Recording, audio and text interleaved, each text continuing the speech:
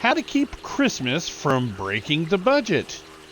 Now, if you've been working your ass off all year getting your budget under control, then the last thing you want to do is stumble at the finish line like one of those touchdown celebration fail videos.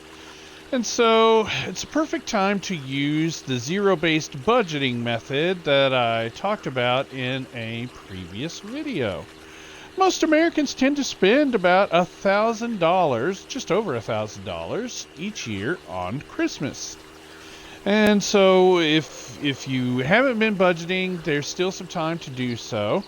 The important first step, though, for you is to figure out how much you can afford or think you have time to save up for when it comes to Christmas, right?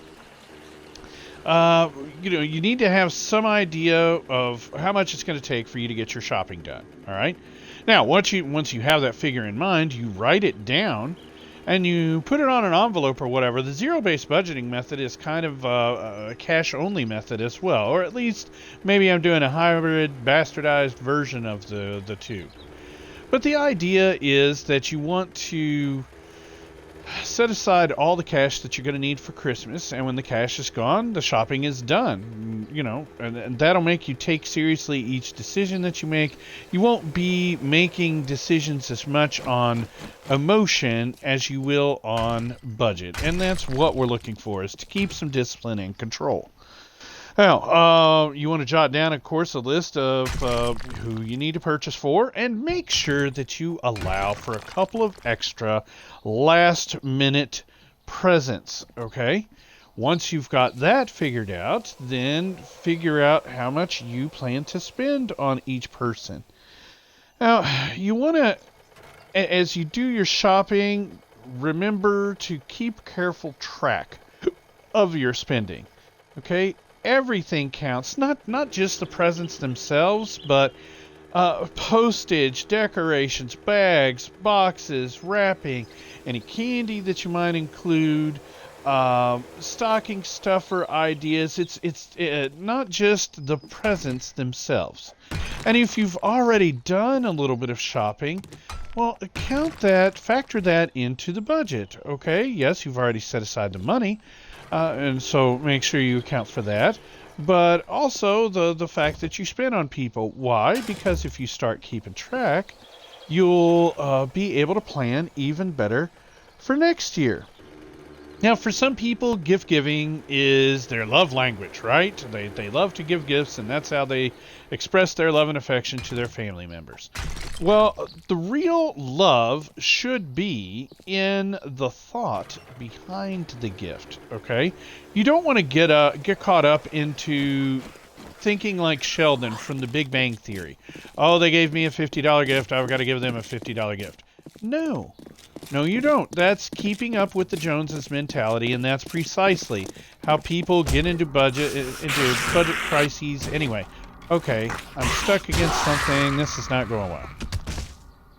What the hell was I stuck on? Yes, she caught up to me and stunned me, but it just would not move backwards. Okay, so remember that you're not trying to keep up with the Joneses. Don't fall into the Sheldon trap of thinking that you have to give them something of an equal price or greater, because that's a real bad road to start going down.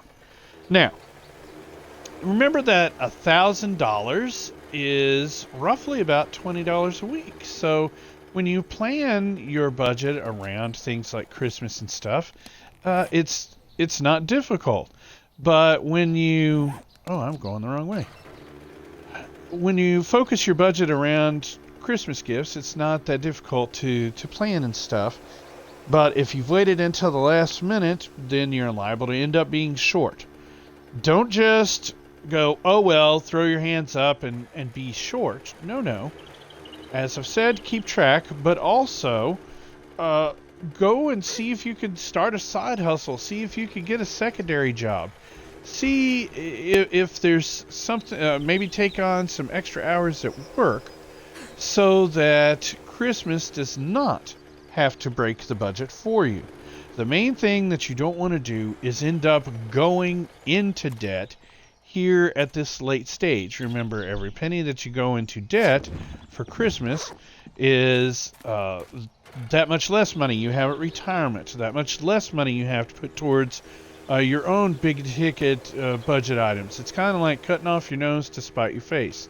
Again, I know that you love your family members, but if you plan things out, they will work out, and you'll put more thought into it, and you will be happier with the things that you choose.